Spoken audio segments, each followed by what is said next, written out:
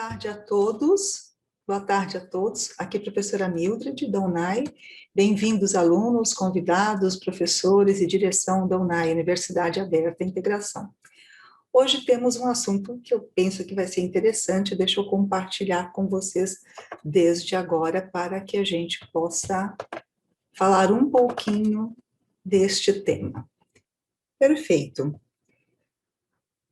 Caso vocês estejam vendo, espero que sim, falaremos hoje sobre serenidade. É uma reflexão.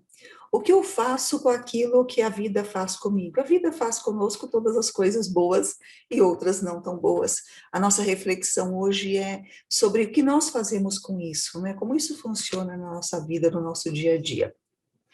Para voltar aqui, vamos passar por essa sequência.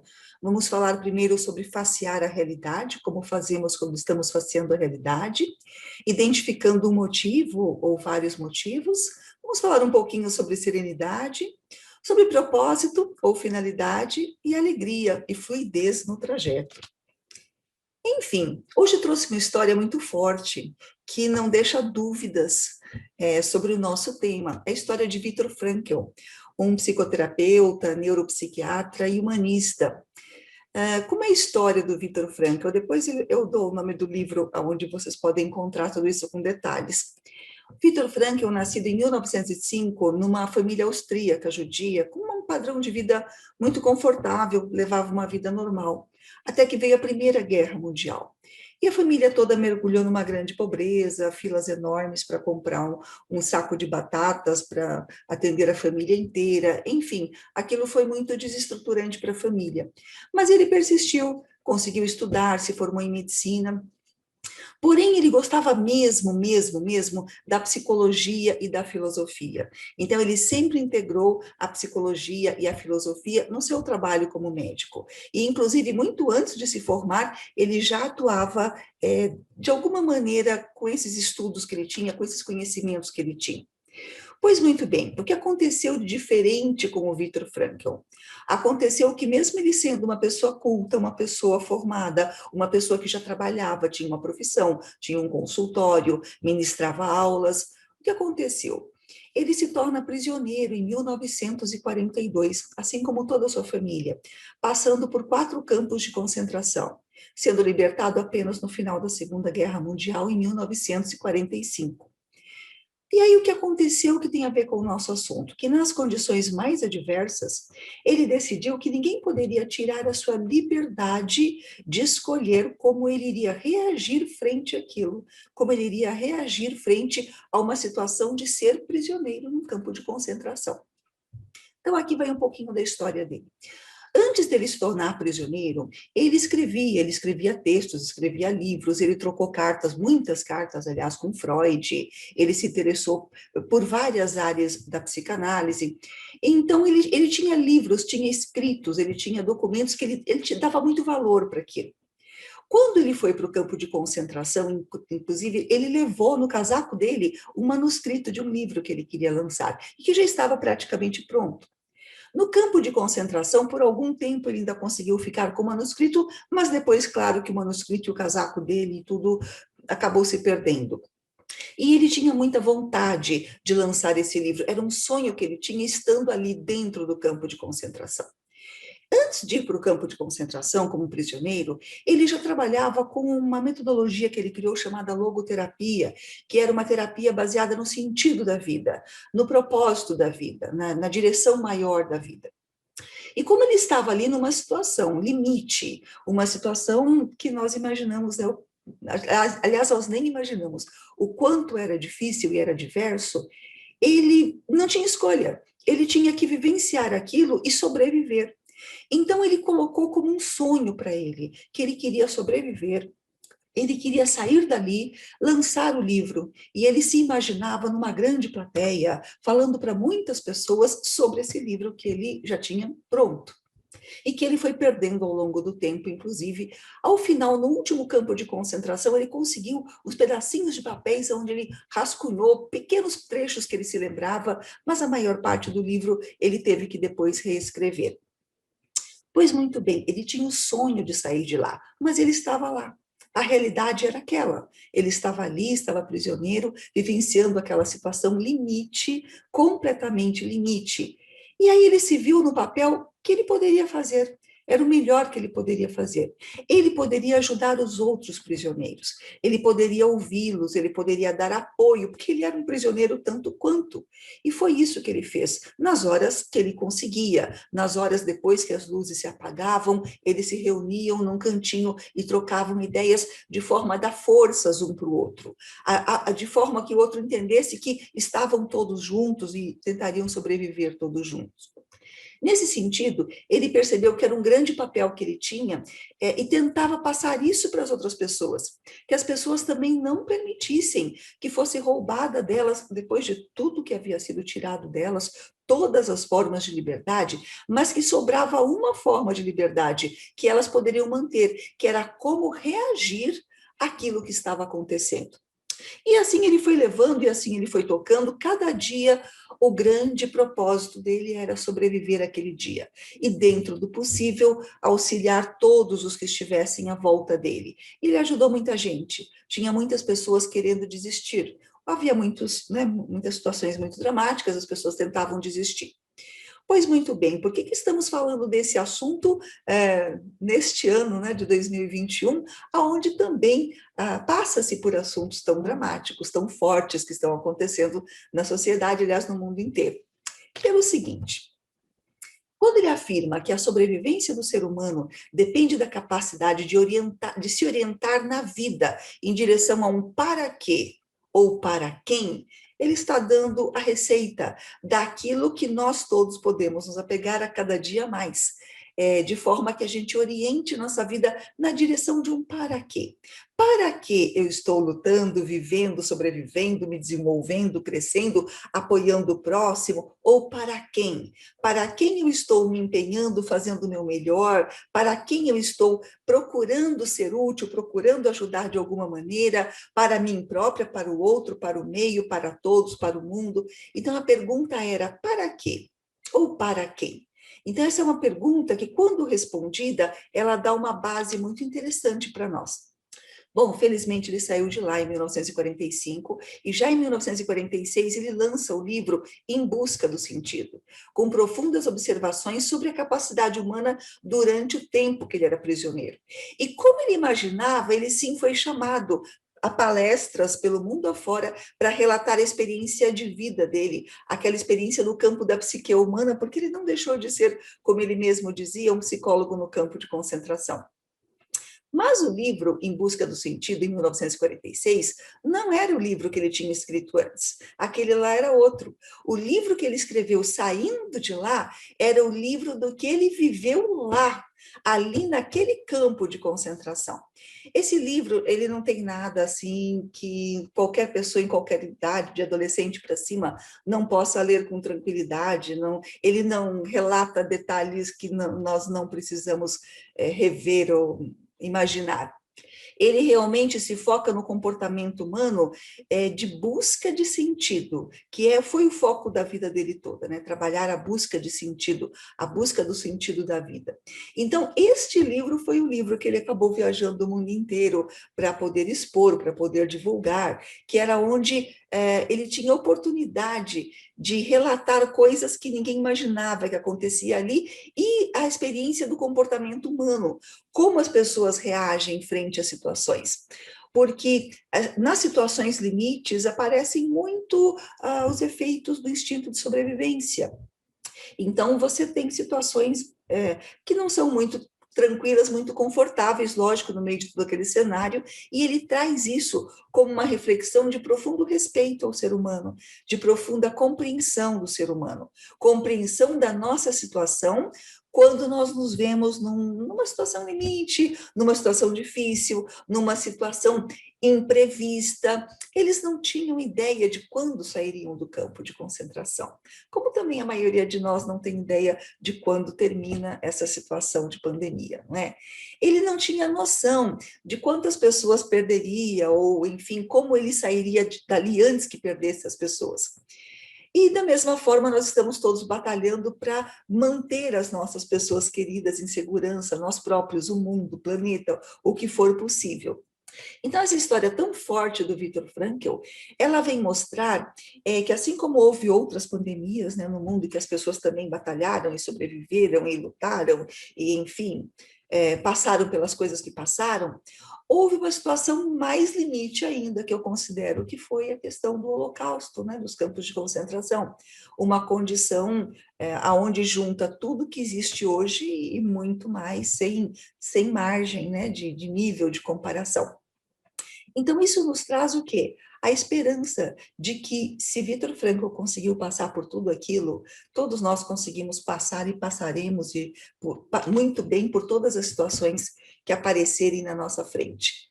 Quem mais eu posso trazer hoje aqui? Um Rollo May, um psicólogo americano, representante da escola humanista existencial, que disse com outras palavras mais ou menos o mesmo que Viktor Frankl disse. O ser humano não vive muito tempo no vácuo, nós precisamos ter objetivos, propósitos, né? Se ele não estiver evoluindo em direção a alguma coisa, acaba por estagnar-se. E aí aquelas potencialidades transformam-se em morbidez e desespero e eventualmente em atividades destrutivas. Ou seja, nós não podemos viver no vácuo. O vácuo não é feito para o ser humano. O ser humano precisa estar evoluindo em direção a alguma coisa ou em direção a alguém, a algum objetivo, uma meta, alguma coisa que o construa. E aí agora eu queria trazer o conceito de serenidade. Como é que a serenidade entra nesse cenário tão delicado, tão sutil? Algumas definições de serenidade. É um estado ou condição, e na verdade são momentos de serenidade, né? A serenidade não é algo que se apresenta e fica continuamente. São momentos de serenidade. A serenidade também tem a ver com a condição de ser tranquilo, ou seja, sem agitação, um estado de mansidão. Mas será que é só essa plenitude que é serenidade, essa tranquilidade? Vamos ver se tem algo mais para nós aqui. Eu queria compartilhar um pouco de um psicanalista americano chamado Albert Ellis, criador de uma técnica chamada TREC, né? Terapia Racional, Emotiva, Comportamental. Isso em português, né? Em inglês tem outra sigla. E ele se inspirava no estoicismo, nos filósofos estoicos. E ele dizia uma frase de Marco Aurélio, né? O antigo imperador de Roma. Ele dizia: se você está sofrendo por causas externas, não são elas que estão te perturbando, mas o seu próprio julgamento sobre elas. Está em seu poder anular esse julgamento agora. A frase aqui seria: se você está, só tem a letra A, mas se você está sofrendo por causas externas, não são elas que estão te perturbando, mas o seu próprio julgamento sobre elas. Está em seu poder anular esse julgamento agora. Então, esse julgamento, essa opinião, essa avaliação que nós fazemos, está sobre a nossa interpretação sobre o que acontece, e não exatamente sobre o que acontece em si. Aí vem a importância de nós sermos muito, muito, muito, muito seletivos sobre as informações que, enfim, estão chegando por várias mídias, né, várias formas de comunicação, muito é, muito dramáticas, colocando muito foco só no negativo e sem mostrar as coisas positivas que sim estão acontecendo também, e muitas. Então, precisamos ter cuidado para não formar esse julgamento baseado em poucas fontes, ou baseados em fontes que, como todos nós sabemos, têm interesse de manter uma audiência cativa. E para manter uma audiência cativa, os meios televisivos mostram sempre os piores cenários, os cenários mais assustadores. Não que o problema não exista naturalmente, mas quando nós permitimos que fontes muito dramáticas nos encham de informação, nós acabamos fazendo um julgamento mais exagerado do que a realidade já é. Então, precisamos avaliar que fontes de informação nós estamos recebendo para que a gente seja seletivo e se proteja. Proteja o seu emocional para não ser contaminado. Ninguém está falando aqui de não ter informação, mas ter informação obtida de forma seletiva, informações mais adequadas para aquilo que a gente tem que saber, e não para aumentar o nível de drama. Então, esse psicanalista, muito inspirado no estoicismo, trazia aquela questão de que uma coisa é o que acontece e outra coisa é como você reage ao que acontece, de forma a nos inspirar para que a gente possa agir sobre o que acontece de uma forma o melhor possível, o mais racional possível. A nossa emotividade não vai deixar de existir, a emoção é própria do ser humano. Agora, a razão também é própria do ser humano. Então, nós podemos usar a razão para dar equilíbrio às nossas emoções. E aí eu queria relembrar a oração tão bonita da serenidade, né? Que diz que você pede a Deus, concede-me, Senhor, a serenidade necessária para aceitar as coisas que não posso modificar, e coragem para modificar aquelas que posso, e sabedoria para conhecer a diferença entre elas. Olha que interessante. Essa oração, embora ela se chame esse poema, né, dessa pessoa, Reinhold Niebuhr, se é assim que se fala, embora ela receba o nome de oração da serenidade, mas ela não fala só da serenidade. Fala da serenidade para aceitar o que você não pode modificar, mas fala da coragem para agir e, o mais importante, do discernimento, da sabedoria para conhecer a diferença entre as duas coisas. E no discernimento vem a questão: o que eu posso e o que eu não posso mudar? Será, voltando um pouquinho para essa oração, será que a gente pede esse discernimento numa oração tão bonita, justamente porque às vezes nós acabamos gastando muito tempo e muita energia sofrendo por aquilo que não podemos modificar e eventualmente não investimos, isso aí acho que a maioria de nós, não sei, dos seres humanos, e às vezes não investimos toda a nossa capacidade naquilo que sim podemos modificar. Então, nós choramos por aquilo que não podemos resolver, mas deixamos para amanhã aquilo que podemos resolver, não é? Eu entendo bem disso, é uma coisa muito humana, né? Já vivi isso muitas vezes, de não fazer aquilo que poderia e ficar sofrendo por aquilo que não poderia. Então, essa condição é uma condição que a gente volta aqui no discernimento. O que eu posso fazer e eventualmente não estou fazendo, e o que eu não posso mudar. E, portanto, não adianta eu ficar sofrendo por aquilo que nesse momento eu não posso mudar. Se estiver formas de mudar, claro, você vai ter a coragem de procurar fazer as mudanças, seja no mundo, na sua vida, na família, enfim, de alguma maneira, em você próprio. Agora, aquilo que você não pode, é necessário existir também um entendimento, uma aceitação, um acolhimento, uma flexibilidade para aquilo que eu não posso e uma readaptação. Quando eu não posso mudar a situação, normalmente eu mudo a mim mesma. Nós vamos voltar a esse ponto. E aqui eu queria trazer uma frase de Thomas Mann, que diz que aquilo que chamamos de felicidade consiste na harmonia e na serenidade, na consciência de uma finalidade, um propósito, numa orientação positiva, conhecida e decidida do espírito, ou seja, na paz da alma. O que ele traz aqui? A ideia da consciência de uma finalidade. Então, não é só uma harmonia, uma serenidade, tudo tranquilo. Ele traz aqui a consciência de uma finalidade, uma orientação positiva, convencida e decidida do espírito. Então, vamos ver um pouquinho como andar por essa questão desse propósito, dessa finalidade, como caminhar nessa finalidade, nesse propósito de para quê ou para quem.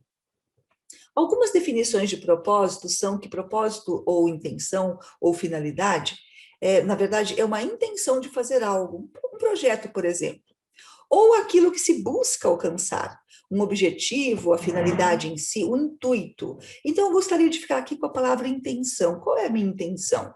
Qual é o que eu estou buscando, não é? A consciência de uma finalidade, nós podemos refletir assim: quem escolhe a finalidade? Eu. Quem escolhe o propósito nosso de cada dia? Eu. Nós escolhemos o propósito nosso de cada dia, nós escolhemos a finalidade que nós queremos ter, não é? E então, que coisas que nós podemos considerar nesse item da finalidade? Nós podemos ter uma finalidade vivencial, que é do presente. Estar no momento presente, naquilo que está acontecendo exatamente agora. Uma outra finalidade da criatividade. O que eu posso criar?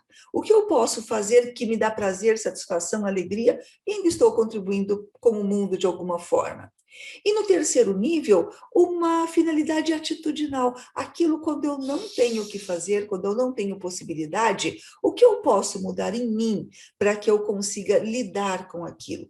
Existem muitas situações em que não tem nada que você possa mudar no meio, você acaba mudando em você e acaba crescendo muito com isso, acaba tendo uma grande evolução. E aqui eu queria trazer a ideia da alegria e fluidez nesse trajeto. A alegria, por quê? Como disse Goethe, a alegria não está nas coisas, ela está em nós. Então, nós sim podemos pegar um movimento de desafio, uma situação de desafio, para viver uma alegria, para deixar extravasar uma alegria que existe dentro de nós. Já que temos que fazer tal coisa ou adaptar a tal situação, puxar a alegria que nós temos, porque ela serve como energia. E uma frase bonita de Carl Rogers também, é que a vida no que tem de melhor é um processo que flui, que se altera e onde nada está paralisado. Então, tudo que nós pensamos, a situação está parada, nada está parado. Tudo está em movimento. Mesmo aquilo que parece parado está em movimento. Imagine nós, que somos seres dinâmicos, que somos seres biológicos, que temos uma infinidade de questões, seres biológicos, psíquicos, espirituais, enfim, que nós temos uma gama imensa de processos acontecendo ao mesmo tempo. Então, a vida no que tem de melhor é um processo que flui, que se altera e nada está paralisado. Aí, nesse sentido, eu gostaria de deixar com vocês a ideia da gente, deixa eu ver se eu consigo minimizar aqui, a ideia da gente buscar essa questão do propósito de uma maneira que seja alegre, leve, positiva e que nos traga a todos alguma questão que nos dê crescimento, que nos dê mais alegria, que aproveite o momento, que a gente consiga enxergar as pequenas coisas de todo o santo dia. E aí vale a pena desmistificar um pouquinho o conceito de propósito. Não é aquela coisa assim imensa, maravilhosa, enorme, que você tem que ficar matutando, pensando como você vai desenhar o seu propósito. O nosso propósito aparece todo dia, toda hora, no curto prazo, no médio prazo, seja lá quando for, nós já vivenciamos o nosso propósito a cada dia. A nossa finalidade existe a cada dia. Ela é experimentada por cada um de nós da maneira como a vida se apresenta. Então, a cada dia já estamos fazendo o nosso melhor e já estamos buscando o propósito, a finalidade, de maneira que a gente tenha uma melhor qualidade de vida sempre. Creio que é isso por enquanto. Obrigada a todos.